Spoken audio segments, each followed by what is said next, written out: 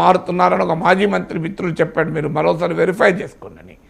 కానీ జనరల్గా జగన్ పట్ల వ్యతిరేకత వస్తే ప్రజల్లో మాలలో కూడా వస్తుంది. మాలలంతా ఒకే రకంగా ఉండాలనే లేదు. కానీ డెఫినెట్గా ఇప్పటికీ నా అంచనా మెజారిటీ మాల ఓటర్స్ జగన్కు అనుకూలంగానే ఉంటారు. అది ఆయా నియోజకవర్గాన్ని బట్టి మారవచ్చు. కానీ బట్ స్టిల్ ఎక్కడన్నా తెలుగుదేశానికి బలమైన మాలా నాయకుడు ఉన్నాడు అనుకోండి, సాధారణంగా ఆ ఓటు జగన్కు పడాలని వైసీపీ పడాలని రూల్ లేదు. అప్పుడు కొన్ని సీట్లలో వైసీపీ టీడీపీ అభ్యర్థులు ఇద్దరు రెడ్లే ఉంటారు. అలాంటప్పుడు రెడ్ల ఓట్లు అన్నీ జగన్కి అనుకూలంగా కన్సాలిడేట్ అవుతామని చెప్పలేము.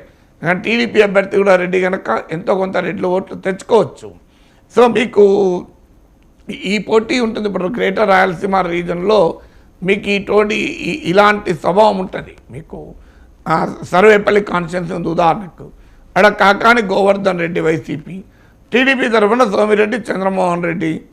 సో ఇలా ఇద్దరు రెడ్లే ఉన్నప్పుడు ఆటోమేటిక్గా రెడ్డి ఓటు కన్సాలిడేట్ కాకుండా కాస్త డిఫరెన్స్ కొద్దిగా ఇట వస్తే రావచ్చు. కానీ ప్రధానంగా మాలా ఓటర్లు ఇప్పటికీ కూడా వైసీపీతో ఉన్నారు. సో అందులో అత్యధికులు క్రిస్టియన్స్.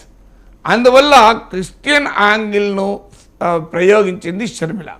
అంటే మణిపూర్లో క్రైస్తవులపైన జరుగుతున్న దాడుల పట్ల సాధారణంగానే క్రైస్తవ సమాజంలో ఆవేదన ఉంది. అది ఇతర సామాజిక వర్గాలతో పోలిస్తే చర్చిలపైన దాడులు జరిగాయి కనుక క్రైస్తవ సమాజంలో ఆ ఆవేదన ఉండడం సహజం. ఎందుకంటే ఆడ కేవలం క్రైస్తవులపైన దాడులే కాదు, చర్చిలపైన దాడులు జరిగాయి. పెద్ద ఎత్తున చర్చిల విధ్వంసం జరిగింది మణిపూర్లో. ఎందుకంటే ఆడ కుకీ మైతీల అనే రెండు తెగల మధ్య మణిపూర్లో ఘర్షణ. మైతీలోమో హిందూసు, కుకీసోమో క్రిస్టియన్స్.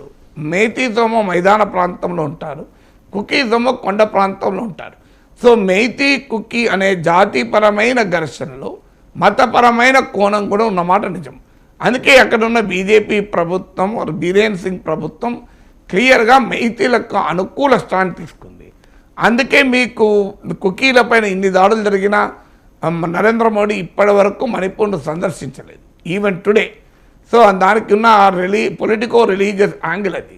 ఆ పొలిటికో రిలీజియస్ యాంగిల్ను షర్మిల ఇక్కడ ప్రయోగించింది. ఇది ఏ రకమైన ప్రభావం చూపుతుంది? మాల ఓటర్లలో గనక ఒక ఏదైనా కొంత భాగాన్ని షర్మిల అట్రాక్ట్ చేసుకోగలిగితే అది డెఫినెట్గా జగన్కు చాలా పెద్ద దెబ్బ. జగన్కు దెబ్బ అంటే చంద్రబాబుకు లాభం. అందుకే జగన్కు దెబ్బ అని అనకుండా సజ్జల చంద్రబాబుకు ఉపయోగపడుతుంది, చంద్రబాబు కోసం బలి అంటున్నాడు. అందువల్ల రాజకీయంగా జరగబోయే పరిణామ అవకాశాన్ని సజ్జల చెప్తున్నాడు ఒకటే. అందువల్ల కానీ షర్మిల ఏం చేయాలి? ఆమె ఒక రాజకీయాల్లో చేరాలనుకున్నారు.